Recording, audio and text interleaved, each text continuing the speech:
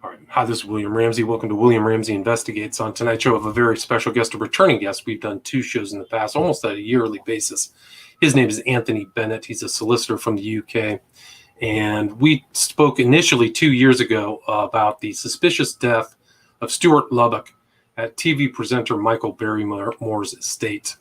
And that was a very well-known case in the UK where a young man was found in a pool. And there was a lot of speculation regarding that. And then we followed up with that. From that, we talked about and documentary that came on about that case titled Dead in the Pool about Stuart Lubbock. So we've covered that. But we're also going to cover that case and some updates about Barrymore, but also some updates of what's happening in the UK in a criminal case, the Daniel Morgan case that I discussed with Kieran Goggins. And there was an inquiry that finally came out with a final report. And Tony's had saga, kind of an involvement with the McCann case. Some people might know about the disappearance of Madeleine McCann that happened, I think, in Portugal. And that's also a very significant criminal case that's happened in the UK. So we're going to cover some ground. But Solicitor Anthony Bennett, are you there? Thank you for having me on. Yes, I'm here. Awesome. Well, thanks for agreeing to the interview. For people who may not have seen those earlier 2 shows we did, can you talk about your background and how you became involved in the suspicious death of Stuart Lubbock? Right, I'll make it short. I worked for many years as a social worker, welfare rights advisor. I then qualified as a solicitor. I then got a political job with the UK Independence Party campaigning for Brexit. And at that time, shortly after I finished working for the UK Independence Party,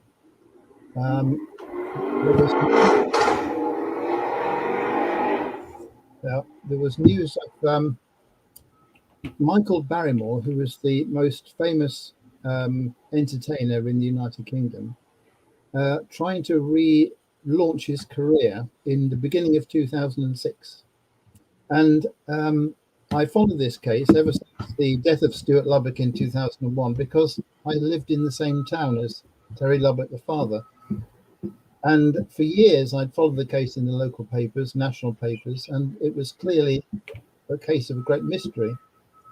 And when I saw Terry Lubbock reaching for the media and saying how bitterly he opposed Barrymore trying to launch his career again on Celebrity Big Brother, which is a reality TV show here, I wrote him a letter and said, look, I'm a qualified solicitor. I'm interested in the case. Can I help you? And as a result of that, keeping it brief, Terry showed me all the documents that were presented in the inquest. He'd got all the witness statements, all the experts' reports, the pathologists, the many witnesses, and I basically combed through all those and realized that the true story hadn't been told. And so I produced a dossier in the first 6 or 8 months, handed it to Essex Police, and 3 months later they began a full reinvestigation. That was late in 2006. So that's how it all started. I had no real experience in criminal cases of corruption, unsolved murders. This was new, really, but the evidence that this was a cover-up was so strong that I felt moved to carry on, and then came the book and a few other things as well. Right, and for people who don't know, Barrymore was on this Big Brother show with who shows up as Jimmy Savile, which is really kind of creepy, who is kind of an infamous figure in the UK, and then the basketball player Dennis Rodman was on there too, so I think I mentioned that. It was unbelievable. Yeah. So, I mean, I saw Barrymore. I've been kind of trying to keep up with the case, but I saw him on Piers Morgan with his lawyer. So there's still kind of this, he's still around or trying to seek kind of some kind of public change or reform his image. Would you agree with that? Yes, although I think that's come to nothing. The documentary that you referred to, I think we discussed last time, was quite a comprehensive documentary in terms of going through the main stages of the investigation and what happened and talking to Terry Lubbock. But unfortunately, despite my giving the makers of the documentary my book and explaining my theory, they completely dodged it in the documentary.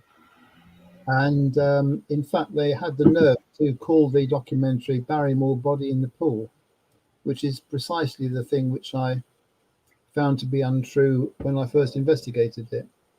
And your sorry to interrupt, but your differentiation, your theory is that he was put into the pool to make it look as a drowning, right? That's your opinion, is that correct? No, I must correct that slightly. I don't think he was put in the pool. I don't think he was ever in the pool. And one of the things we might come to a bit later is that the very incompetent police investigation didn't do what's called a diatom test on the pool water. A diatom test would have told the police and everybody whether or not there was a human being in that pool. Had that test been done, it would have shown whether or not Stuart Lubbock was ever in that pool. But no, my contention is that the whole business of Stuart being in the pool and being rescued was complete fabrication, and that he was in fact probably killed about an hour and a half before the ambulance was called. And incidentally, William, the police now agree with that. 19 years later, they have admitted that Stuart was dead about an hour and a half before the ambulance was called, exactly as I said in my book. But what would be the point of throwing him in the water after he was dead and then fishing him out again? There'd be no point to that if you could simply fake a drowning by laying his body out at the side of the pool, throwing a bucket of water over him. And I don't know how much we went through this last time, but it's been a while. The witness statements, the 6 witness statements, as to how Stuart was allegedly found and allegedly pulled out of the pool were totally all over the place. 4 different people claimed to have been the first to see the body in the pool. One of them said that he found him first with the body floating at the top of the pool. Barrymore himself said that he found Stuart first, that he was staring up at him from the bottom of the pool. There were about 5 or 6 different accounts of who was at the pool when he was found, and so on. So my point there is that he was, all that we know for certain is when the ambulance crew arrived, he was at the side of the pool. Only those 6 lying witnesses claimed that he was ever in the pool. And there was no need to. If you think about it, even the police agree now that he was dead probably an hour and a half before he was found. Why would you go to the trouble of throwing his body in the pool, then having to get 2 people to dive in and pull him out? Can you see? There's no point. Right, but I mean, they're trying to make a cover story, right, for what happened, right? Yes. So, it's allegedly trying to make a cover story for what really happened. But that, is there anything like fairly new that has developed from this with Barrymore or anything? I mean, do you care to comment about his discussion with Piers Morgan? Oh, well, yeah, I could not believe that Piers Morgan lowered himself to give that softball interview to Barrymore, and it was clearly an attempt to revive his career yet again. And but Piers Morgan is a talented man, but to see him waste his talents in just doing a soft soap interview with Barrymore was terrible. But let me bring you up to date, because soon after that interview with Piers Morgan, Essex Police, and following the documentary as well, Essex Police announced a reward, initially £20,000 and then £40,000 for further information about the death of Stuart Lubbock. I was never persuaded that this was likely to be successful, but nevertheless, the police went on camera, gave a statement that they now believed that Stuart had been dead an hour and a half before he was found by the side of the pool by the ambulance crew. And having made that announcement, about 3 or 4 months later, they arrested one of those at the pool, Barrymore's lover at the time, Jonathan Kenny. Yeah, I remember that name. Yeah. And so Jonathan Kenny was arrested. Where are we now? I'm just kind of showing the audience just the Sun's thing about this. Yeah. February 2020. This is sorry. Yeah, that might be the old one. No, I think that's Anyway, he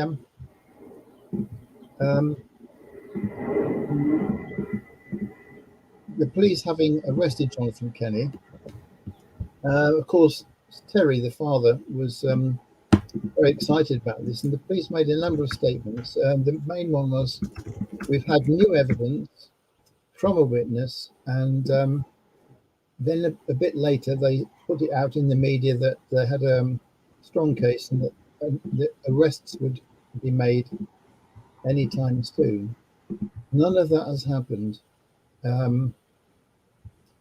Just an interesting point here, William, that when I was about to publish my book in July 2007, 2 weeks before it was published, the publication date, the police arrested 3 people: Michael Barrymore, Jonathan Kenny, and Justin Merritt. So the timing was a little bit odd. It was just before we were about to launch our book with a press conference, etc. Now this time round, the 20th anniversary of Stuart's death was coming up on the 1st of April 2021, just a couple of months ago.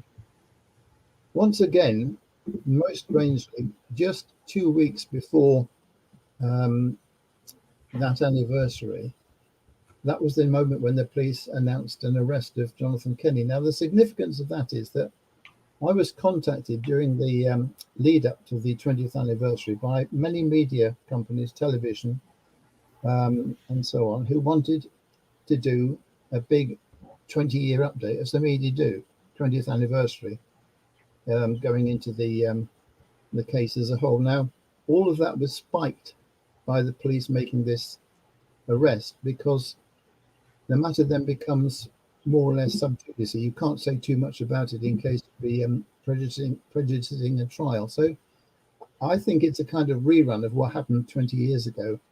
The police making a convenient arrest to make it look as if they're doing something, but in fact nothing has happened. And can I just tell you that in advance of this program, I spoke to Terry Lubbock tonight. He's not very well.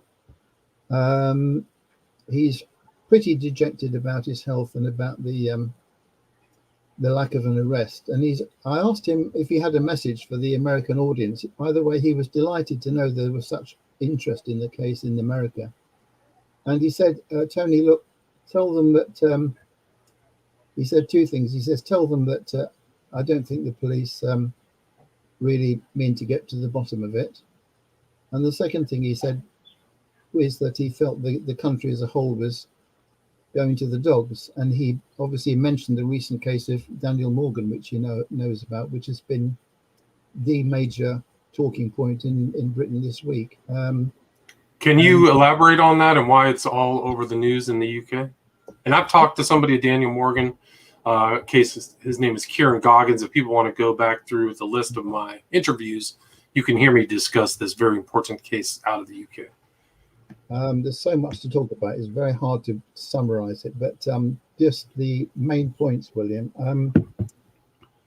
In 1987, we're going back 34 years, Daniel Morgan was found with an axe in his head in a pool of blood outside a pub in South London. He was a private investigator, and one of the claims made by his brother, Alistair Morgan, who's been fighting for justice for 34 years, is that he had homed in on a network of police corruption, that is, private investigators and media and corrupt criminals and gangsters all working together to allow criminal gangs to flourish with the help of senior police officers. Now, again, very, very briefly, following that, over the next 25 years, there were 6 separate investigations, reviews, if you like, by other police forces. Hampshire Police was one of them, and then various other forces. Now, when it came to about 10 years ago, the family, led by Alistair Morgan, the brother, who's run a brilliant campaign for 34 years, he and other family members sat down with the top police officers and said, look, this inquiry, I don't want any single police officer involved in this case who is a Freemason. I want every single police officer to sign a declaration that they are not and never have been a Freemason. It's quite unprecedented. I think you'd agree. I agree, definitely. Yeah. So that sixth investigation proceeded for about 2 or 3 or 4 years with, if the police were honest, dozens of police officers, all not Freemasons, committed to getting to the truth. Now, at the end of that review, the sixth review recommended that 3 people should be charged with murder. One of them was called Jonathan Rees, and I can't quite put my name on the other 2, but they were people who were associated with Daniel Morgan and who had reason to fear that Daniel Morgan might have implicated them.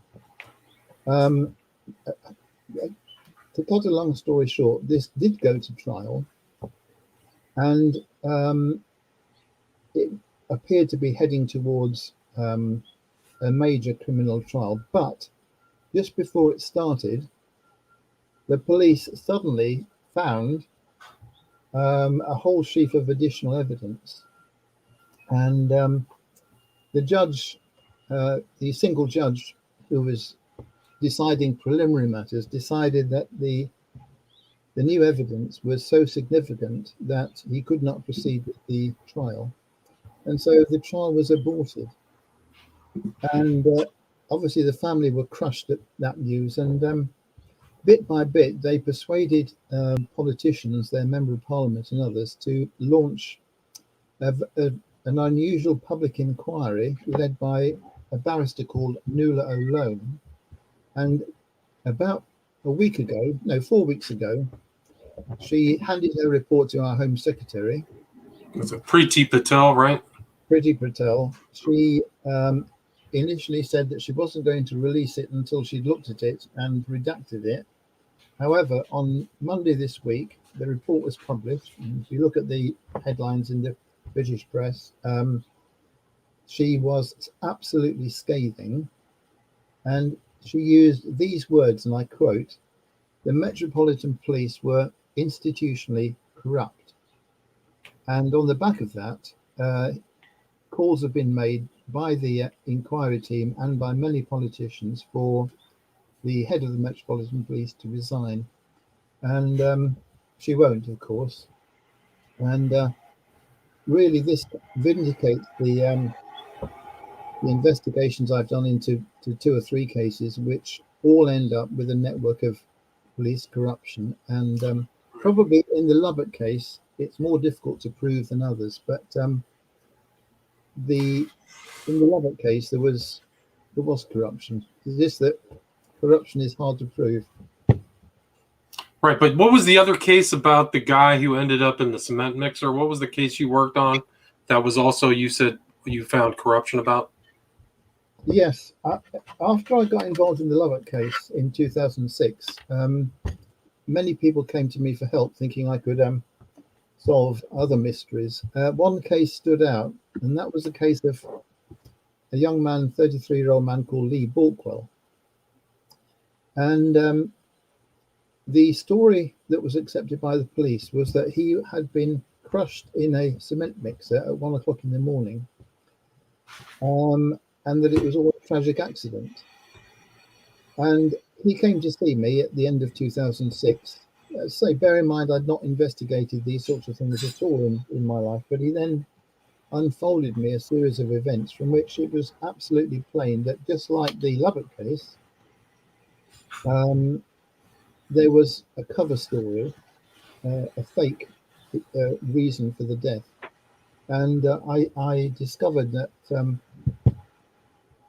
by analysing the CCTV of the night's events and all the documents, or as many as we could get hold of, that it was quite clear that although he'd been working on the concrete mixer early in the evening, he had clearly been placed in the concrete mixer, and the concrete mixer switched on almost certainly after he's dead. And I can say that because Britain's probably top pathologist, Richard Shepherd, has recently done a major report on the case, and his report is far better than any other, much more comprehensive, and he has absolutely nailed the fact that Lee must have been dead when he was placed by others on the concrete mixer. And it's not a case, William, that's reached quite the same level as publicity, but it's just as terrible a cover-up of a murder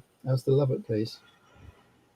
Right, and this Daniel Morgan case too. I mean, even to today, didn't they say this lady Cressida Dick was kind of trying to keep the inquiry from what they say contributed to a wider lack of candor?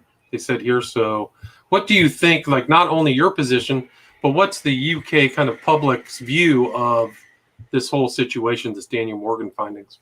Yeah, if I can just say, in addition, Cressida Dick was criticised for actually frustrating the inquiry and blocking it and denying access to documents, which is about as serious as an accusation as you can get. It's rather strange. You'd expect the media to be running stories every day, seeking to hound out Cressida Dick. She seems to be one of those people, William, who is sort of Teflon character. Nothing seems to stick to her at all. And of course, you'll probably remember that she is the one who effectively ordered the killing of a young man in London. I forget the name now, but he was Cressida Dick identified him as a suspected terrorist, and a group of police officers killed him on the tube. But it was found out that he was a recent immigrant from Brazil who was working in the locality and had nothing to do with it. And so it's a bit of a mystery why, having been in charge of that spectacularly failed investigation, 2 years later she's promoted to the I would blame our media for not covering this sufficiently. If it was a politician they wanted to get rid of, the media would be all over the case. But they're not.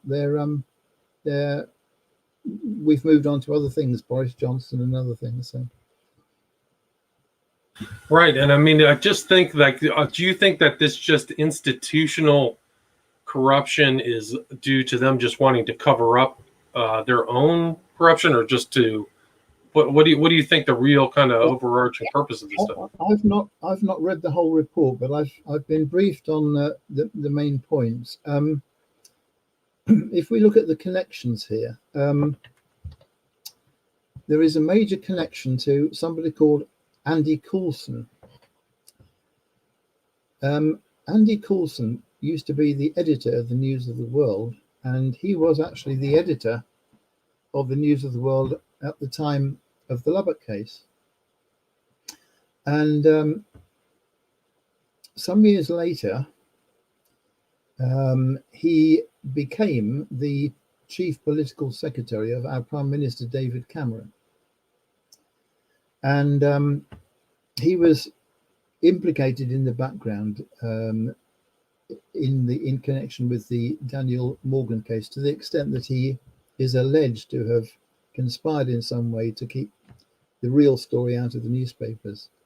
So, but not only that, the report by Nuala alone suggests that specific police officers with very senior positions actively tried to frustrate the inquiry. And for example, in the reviews, I mentioned these first 5 reviews that were held, which were unsuccessful. They actually had Met police officers on the reviews, more or less monitoring what was going on. So the police are being criticised. Of course, with Andy Coulson, having worked for many years for David Cameron, this goes right up to major politicians in the country as well. Andy Coulson, by the way, had to resign from that post because he was implicated in the scandal of tapping telephone calls. Right. That was a huge scandal there in the UK, right? Another scandal. Yeah, huge scandal. Yeah. So those are really interesting things. Do you care to talk a little bit about your involvement in the disappearance of Madeleine McCann? Yes, I'm quite happy to do so. Again, just to give you some background, I've told you that it was January 2006 that I was given the Lubbock case to investigate, and I could scarcely believe the extent of the cover-up in that case. I could not believe that such an obvious case of a fake drowning had been covered up so successfully. Then came the Lee Borkwell case in December, I think it was, that year that he came to see me, and I started investigating that. And then on the back of that came the disappearance of Madeleine McCann, which was occurred. She was reported missing on the 3rd of May in 2007. So by this time, I was spending all my time looking at cover-ups and cases of injustice, and the McCanns were arrested in this case on the 7th of September 2007, which was my 60th birthday. And I remember talking to my wife right at the beginning and saying something isn't quite right here. What got my interest in the very first week was the stories of how allegedly the family were eating out in the restaurant about 100 yards away from where the children were, and allegedly going back every 15 minutes to check on them. Now, that seemed an unlikely scenario, very unlikely. And then somebody else said, oh, we were checking them every 30 minutes. And then somebody else said, we were checking them every hour. So in the very first week, there were these discrepancies. And I talked to my wife and said, who goes out to a restaurant and every 15 minutes walks a couple of minutes back to see if the children are right, and then walks back to have the next course and so on? It just seemed unreal. And I suppose, to cut a long story short, I got deeply involved in looking at the case, and at that time I wasn't really very familiar with the internet and how it worked, and I discovered almost by accident one of these internet chat rooms, forums, where people openly, hundreds of people, almost thousands in fact, very early on, were discussing the case, and they were all of a like mind that this wasn't an abduction. And so I got to work on the case and studied it from what information we had, and of course a lot of information has come out since. And originally I did think that this story of the children being neglected to the extent of them being left in their apartment while they were eating, I thought that was probably true, although unlikely. So I decided to attempt a private prosecution of the McCanns for having neglected their children, leaving 3 children aged 3 and 2 on their own. And I researched this very carefully and discovered that although this happened in a foreign country, in fact, according to the European Convention on Legal Matters, the host country is responsible for prosecution. So, in other words, if a British resident has neglected children in Portugal, then it's the British government who has the jurisdiction to investigate. So I wrote off to the Magistrates Court in Leicestershire, saying, look, on their own admission, they were leaving these children 100, 200 yards away for 6 days in a row on their own admission. I think they should be prosecuted for child neglect under the Children and Young Persons Act 1933, which covers this. Now, I got a very swift response from that.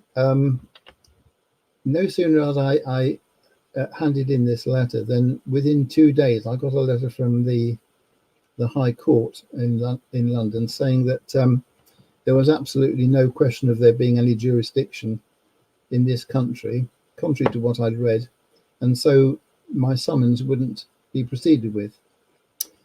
This was publicised. The summons obviously never got off the ground, but when people saw that there was somebody standing up publicly and challenging the McCann's account, I was overwhelmed with inquiries, and as a result of that, a few of us got together a small group called the Madeline Foundation, and we began investigating and publishing material on the case. And I'm not sure whether you're aware, probably not, but I'm cutting a very long story short, but in December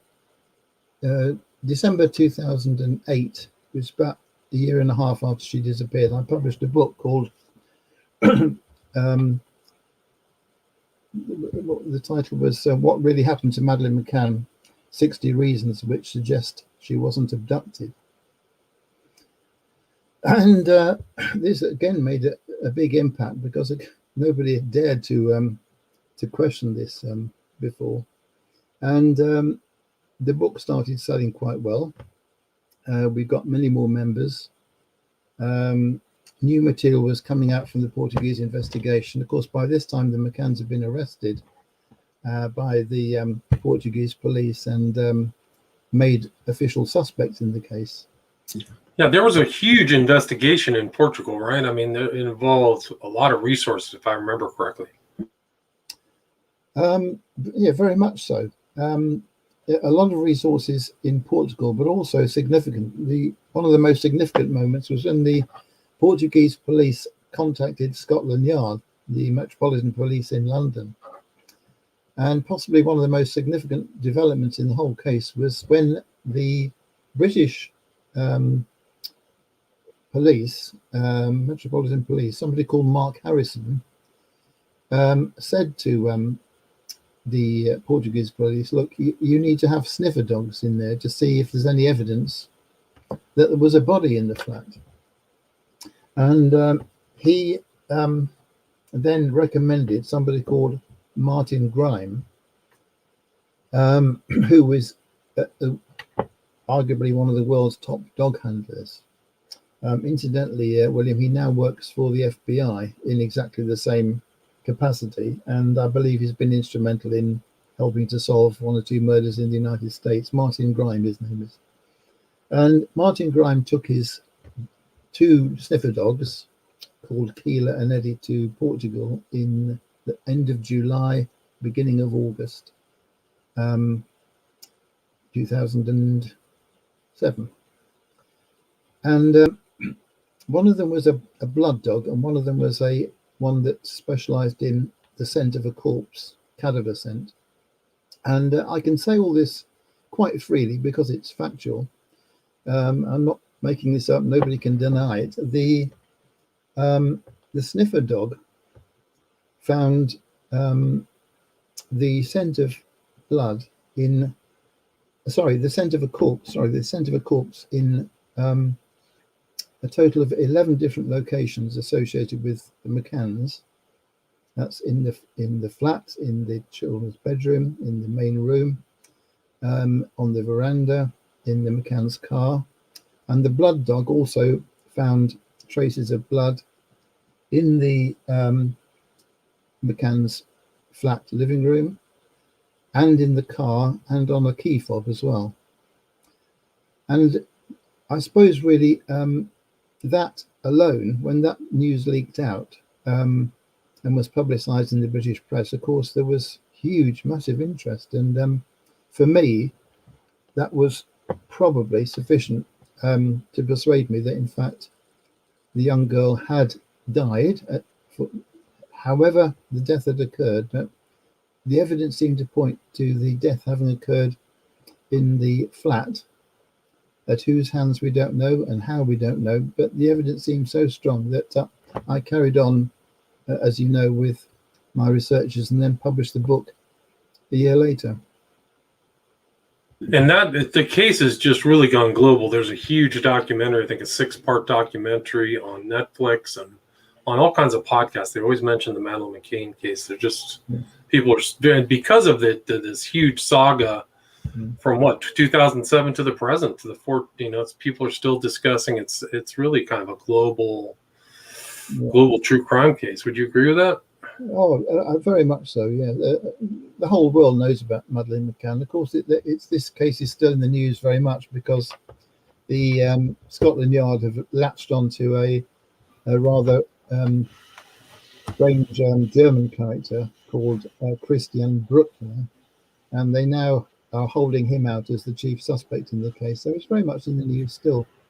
But yes, of course, there was interest across the world. I have to say, on the Netflix documentary, William, I've not seen it, but I've seen reports of the contents, and I'm afraid they left out all kinds of key evidential points in that documentary. It wouldn't be the first time in a so-called ostensibly true crime documentary that happens. So it's actually very common.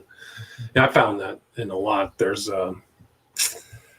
much more interested, in my opinion. A lot of those true crime documentaries are more interested in creating drama than actually laying out the facts in a very cogent manner. Sure. If I can just take the spotlight off myself for a minute.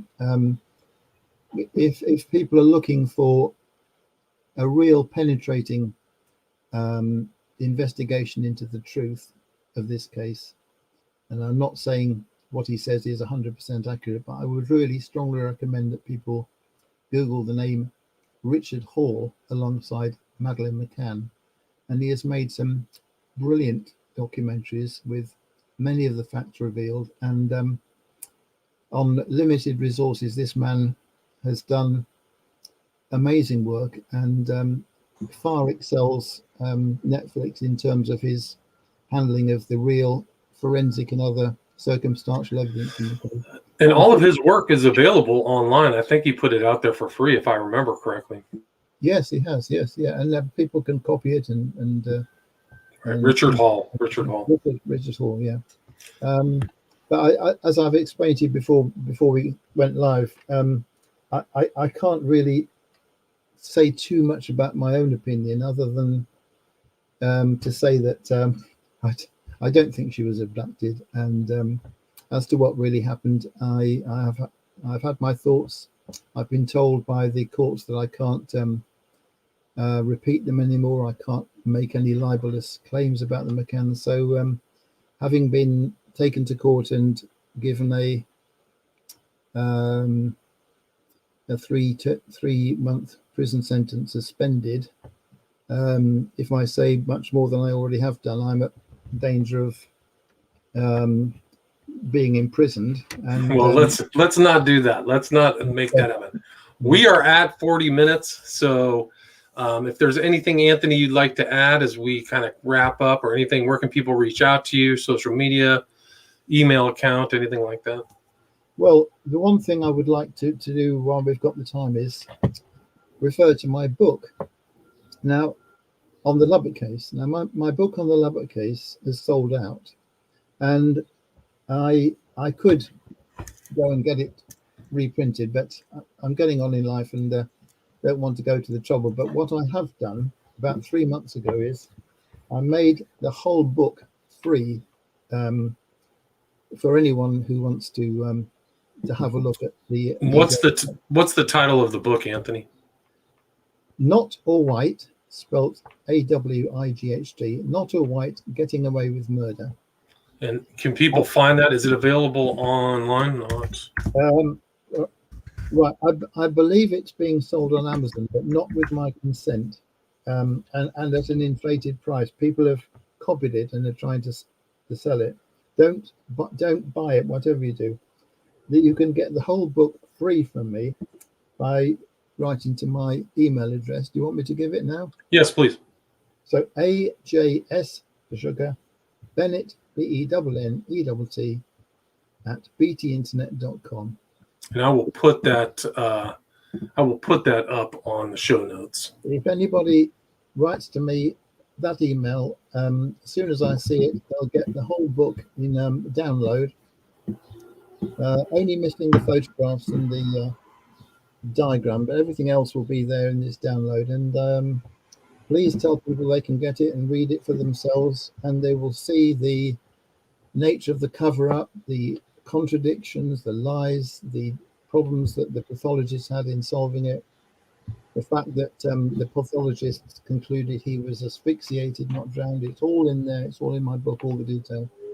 And that title comes from Barrymore's statement. He would say Awight. He kind of had this little catchphrase. So the title, again, is not Awight.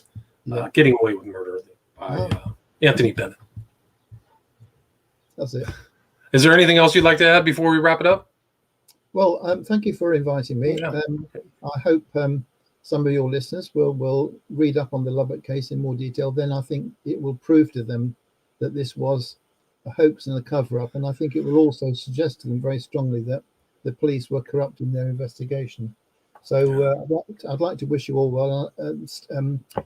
Terry Lubbock would like to thank you as well for having showcased his case, and he very much appreciates the good wishes. And if anybody writes to me for the book, if they want to have a message for Terry Lubbock, who's not very well at the minute, if they'd like to include a short message, I'll pass it on to him. Awesome. And again, the name is Anthony Bennett. The book is Not Awight, Getting Away with Murder. I'll put it up in the show notes. And we cover Daniel Morgan, Madeline McCann, and the unfortunate, untimely death of Stuart Lubbock. Thank you so much, Anthony. Okay, thank you. All right, bye-bye.